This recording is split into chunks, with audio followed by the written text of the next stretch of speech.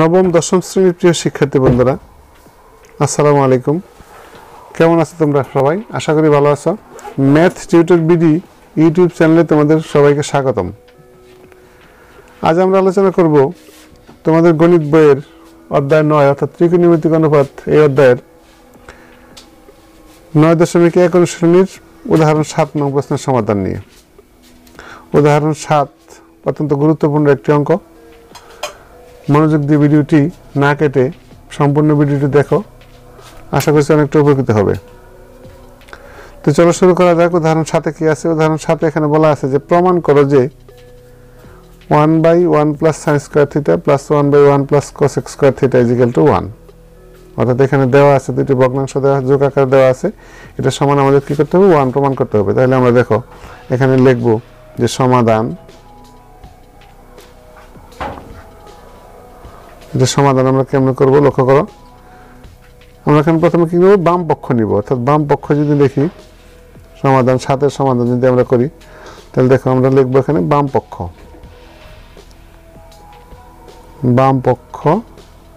বাম পক্ষে আমার কি আছে? যে 1/1 plus sign square theta plus 1/1 plus cosec square theta.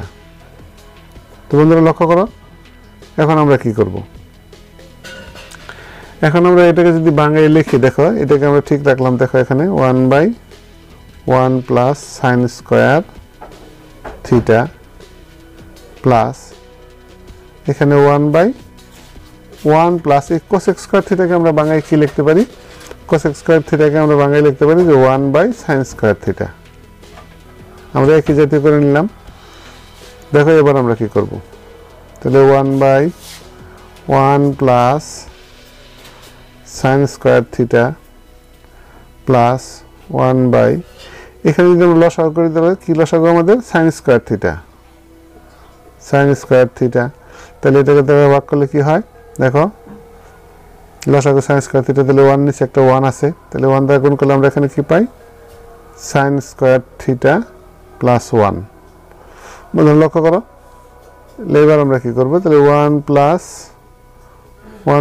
Plus sign square theta plus এটা 1/, এটা যদি আমরা উল্টাই দিই তাহলে কি হয়? সাইন স্কোয়ার থিটা আমার উপরে চলে যাবে। তাহলে সাইন স্কোয়ার থিটা, তোমরা সবাই জানো যে এখানে কি করতে হয়। তাহলে দেখো নিচে কি থাকলো আমার? Sign square theta plus 1। বন্ধুরা লক্ষ্য করো, এবার আমরা কি পাইলাম? এখানে 1 প্লাস সাইন স্কোয়ার থিটা, এখানে সাইন স্কোয়ার থিটা প্লাস 1, অর্থাৎ একই কথা। তাহলে আমাদের এখানে লসাগু কি? এখান থেকে দুইটা থেকে আমরা কি একটা লসাগু নিতে পারি? 1 প্লাস সাইন স্কোয়ার থিটা। তাহলে দেখো এখানে এটা দ্বারা ভাগ করলে কি থাকে আমার? 1। তাহলে 1 প্লাস এই লসাগু বাদ যদি ভাগ করি তাহলে কি হয়? 1 দ্বারা এটা গুণ করলে কি হয়? Sign square theta. বন্ধুরা লক্ষ্য করো, তাহলে এখন এখানে দেখো লক্ষ্য করো যে উপরের কাছে কি আমার 1 প্লাস সাইন স্কোয়ার থিটা, এখানে আছে 1 প্লাস সাইন স্কোয়ার। তাহলে উপর নিচে যদি আমরা কাটি তাহলে কি হয়? কাটলে আমাদের কত থাকে? 1 থাকে, ইকুয়াল টু 1।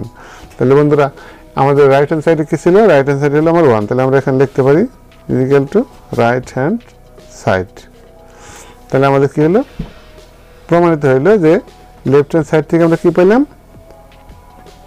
রাইট হ্যান্ড সাইডের যে মান 1, এই 1 আমরা পাইলাম। তাহলে আমরা এখানে লিখবো অতএব left hand side is equal to right hand side.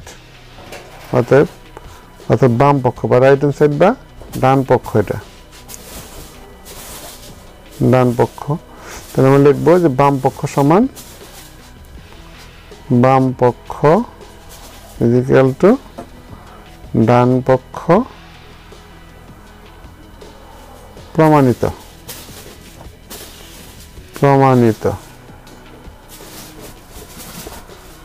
বন্ধুরা আশা করি বুঝতে পেরেছ।